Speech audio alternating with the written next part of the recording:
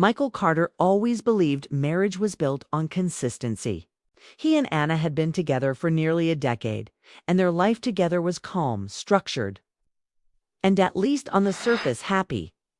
They lived in a quiet suburb of Portland, Oregon. He was an architect who worked from home. She was an artist who had only recently begun showing her work publicly again. Their house was full of quiet. Moments shared, coffee on the porch, soft jazz in the evenings, dinners eaten in silence but not discomfort. They weren't passionate in the dramatic movie-like sense, but they understood each other. Or so Michael thought. Lately, though, something had changed. It started when Anna joined a local art collective. At first, Michael was proud of her for reconnecting with her passion. She'd stopped painting for years after her father passed away. And seeing her pick up the brush again made him feel hopeful for her and for them. She started going to more gallery events and meeting other creatives. One name started to come up often. Ethan. Ethan was in graphic design, part of the same group, younger by a few years. From the way Anna described him, energetic, passionate about his work, deeply supportive, it was clear Ethan made an impression. At first, Michael didn't think much of it. Friends were normal. Anna was friendly by nature, and Michael trusted her. But soon he noticed she mentioned Ethan more than anyone else. Michael remembered one particular Saturday afternoon. Anna had been out at a group painting session, and when she came home, she looked lighter, happier than he'd seen her in months. He asked how it went. She smiled, said it was wonderful, then went upstairs and stayed there the rest of the evening. It wasn't the words. It was the silence that followed. Over the next few weeks, Michael watched the distance grow. She was still kind, still warm in small ways, touching his arm when passing by, asking about his work, but her eyes weren't in it anymore. There was a softness missing. She was with him physically, but emotionally, it felt like she was drifting towards someone else.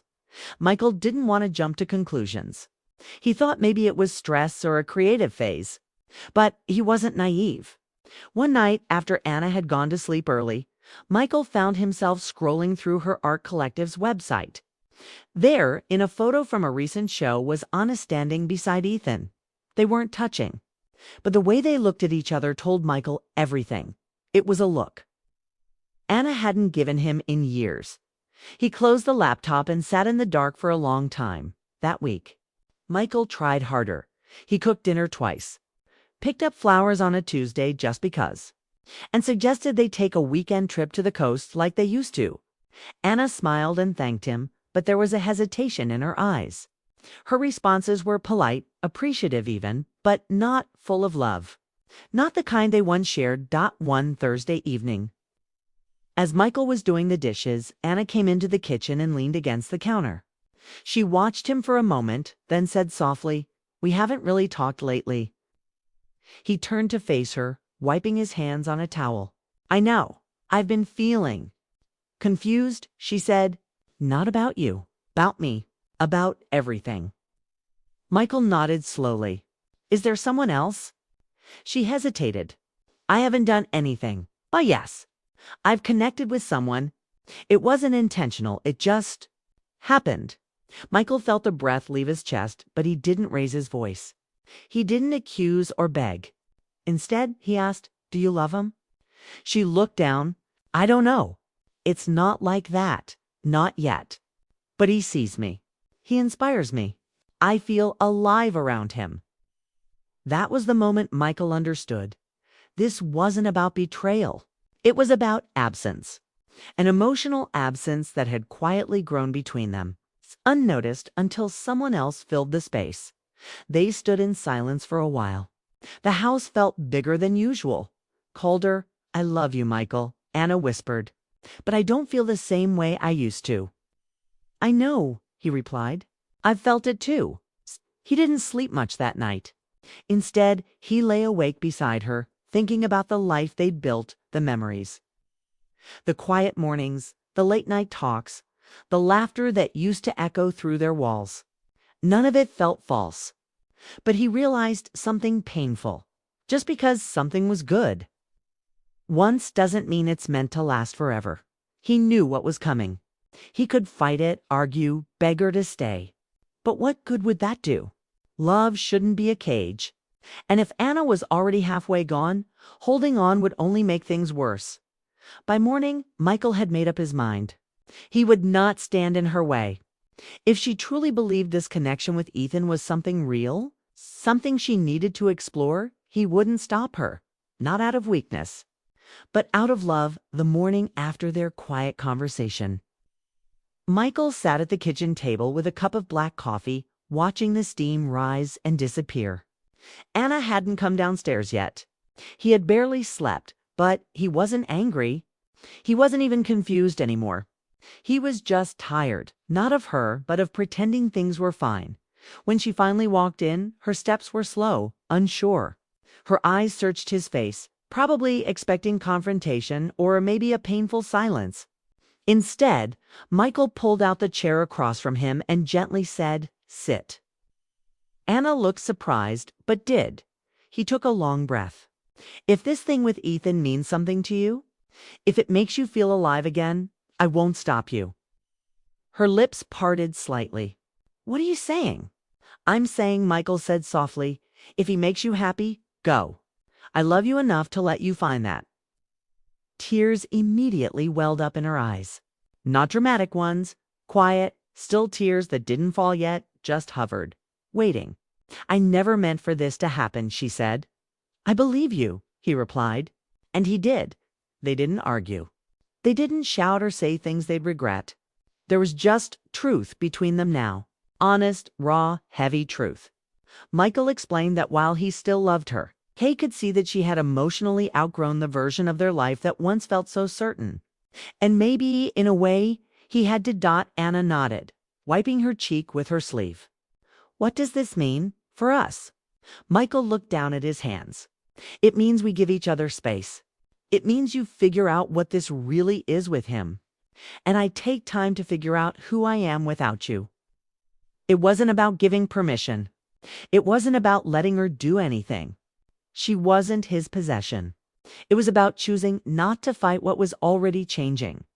Over the next few days, the house took on a strange stillness. They were careful with each other, polite, respectful. They shared dinner, and they were both home but didn't try to force conversation. There was no anger, just the quiet grief of a love that was slowly transforming into something else. Something more like friendship. Maybe even gratitude. Anna didn't run to Ethan. She took time, just like Michael asked her to. She didn't bring him to the house, didn't mention him unless asked. And Michael didn't ask often. Instead, he started spending more time outside. He went on long walks, drove to the coast on a Sunday just to clear his head, and reconnected with an old friend, Ben. Someone he'd lost touch with during the early years of marriage. Ben noticed the change in him right away. "You look like someone who just dropped 100 pounds, but not in a good way." Michael gave a sad smile. "You're not too far off." He told Ben everything. Not in a bitter, venting way, but honestly, like someone who needed to be heard. Ben didn't judge. He just listened. "Maybe this is a good thing," Ben said after a while. "You've been the strong one for so long. Maybe it's time you focus on you." Michael thought about that during one of his evening walks. For years, he had lived to support Anna's dreams, to make the house run, to be the stable one. But now that the foundation had shifted, he realized he'd neglected parts of himself. Dreams he once had. Passions he had buried under routine. He started sketching again. Not houses. Just whatever came to mind. Trees, streets, faces. Things that reminded him of who he was before he was someone's husband. Then, one Wednesday afternoon, Anna came home early. Michael was sitting on the back porch, sketchbook in hand. She stood in the doorway, hesitant. "Can we talk?" He nodded, and she sat beside him. "I saw Ethan again," she said. "Not for anything serious. We just talked. He's kind. He listens. And he sees me in a way that reminds me of how I used to see myself." Michael closed his sketchbook. And I don't know what it means yet," she said honestly. "But I think I need to keep figuring it out." He looked at her, really looked. She seemed lighter, braver, and strangely, he wasn't jealous. Maybe because deep down, he knew it wasn't about Ethan. It was about her learning how to feel alive again. "I want that for you," he said. "Truly." Anna looked down, blinking away tears. "What about you?" He smiled gently. "I'm figuring that out too." That evening, they agreed on something big. Anna would move in with a friend for a few weeks. Not a full separation, not yet. Just space, time, respect for each other's need to grow. Individually, as she packed a small bag that night, Michael sat on the couch, holding a mug of tea she had made him. The house already felt different, emptier, but also honest. Finally honest. Before leaving, Anna paused in the doorway. "No matter what happens, I need you to know. You're the kindest man I've ever known." Michael gave a small nod, emotions caught in his throat. "And I'll always be grateful for the years we shared." The first week without Anna felt strange. The house was quiet, too quiet. Michael would catch himself pouring 2 cups of coffee only to remember she wasn't there. Her favorite mug still sat on the shelf. Her slippers were still by the bedroom door. Even though she had only packed a small bag, the house felt emptier than ever. But strangely, he didn't feel broken. He felt still, like someone watching the first calm after a long storm. Michael began to fill his days with new habits. He joined a weekend hiking group through an app and started walking with strangers who became fast acquaintances. On those hikes, he talked more than he had in years. Not about Anna, not directly, but about life. Regrets, career, dreams he had shelved. He even admitted to one hiker, a retired teacher named Greg, that he had no idea who he was outside of being Anna's husband. Greg had smiled and said, "Then you've got the best kind of freedom, a blank page." Michael held on to that idea, a blank page. Meanwhile, Anna texted sometimes. Short messages, kind, respectful. She wasn't pushing or avoiding. She was giving him space while she took her own. From what Michael could tell, she was spending more time at the studio, focusing on her work. She mentioned Ethan once, just in passing. Michael didn't ask questions. He didn't want to be the man who waited around hoping she would change her mind. He wanted to be the man who changed his life regardless of what she chose. One afternoon, while reorganizing the attic, Michael found a box he hadn't opened in years. Inside were his old photography gear, photos from college, and sketchbooks from his early design days before he was building shopping centers and office parks. Back when he used to dream of designing museums and parks. Things that made people feel. He spent hours flipping through old photos, remembering how much he used to love capturing light, people, moments.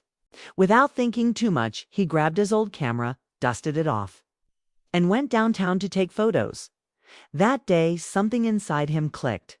Not in a loud, dramatic way, but like a door slowly opening at a local coffee shop. While reviewing his photos, a woman at the next table leaned over and said, "That's a great shot, the one with the kid and the bubbles." Michael looked up, surprised. The woman had soft brown eyes, probably mid-40s, and a calm presence about her. "Thanks," he said. "Just getting back into photography after a long time." They talked for 20 minutes. Her name was Rachel, a freelance editor and part-time writing teacher. They talked about books, coffee, and the quiet comfort of small creative habits. It wasn't flirtatious, just easy, natural. When she left, she smiled and said, "If you ever need a second opinion on those photos, I'm usually here Wednesdays." Michael didn't say he was married. He didn't need to. Nothing happened. But when he walked home, he realized something. He didn't feel guilty.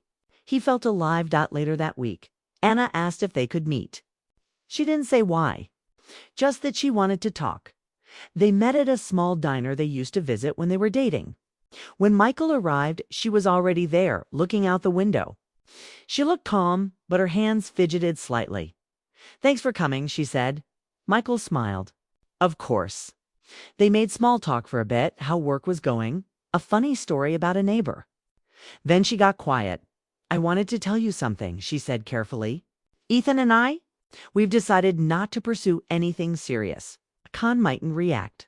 He just waited. I realized, she continued, that what I was looking for in him wasn't about him. It was about what I felt I'd lost. And I thought someone new would fill that space. But it doesn't work that way. Michael nodded slowly. I understand. I needed the space to see clearly, she said. And now I do. And I don't expect anything from you, Michael.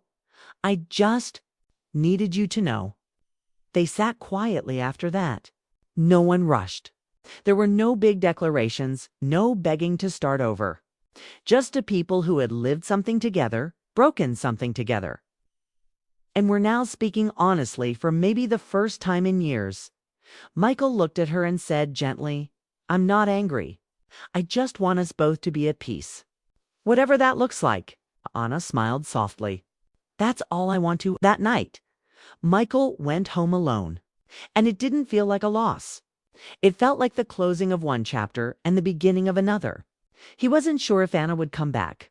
He wasn't even sure if he wanted her to. Not out of hurt. But because he was beginning to build something new for himself, he picked up his camera again and went out just before sunset. The light was perfect. He snapped photos of people laughing, dogs playing, an older couple holding hands on a bench. Each picture felt like a step toward something better. Michael stared at Rachel's message for a moment, then placed the phone on the kitchen table. It wasn't a complicated text, just a kind gesture, a compliment, an invitation maybe. But what stood out the most was that it didn't feel heavy.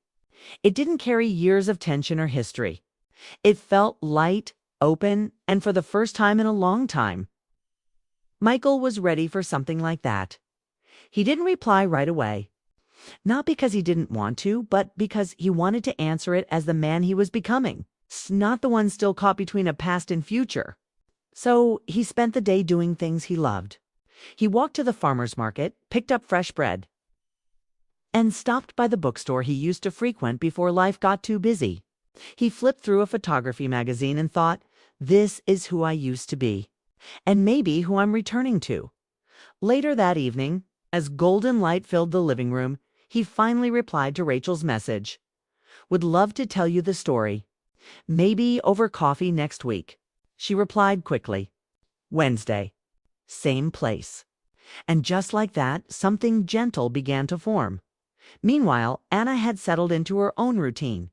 Though she hadn't moved far, her world looked different too. She had more time for painting, more time for herself, and more time for silence, the kind that wasn't sad but reflective. She didn't see Ethan anymore, not because of guilt, but because that chapter had naturally closed.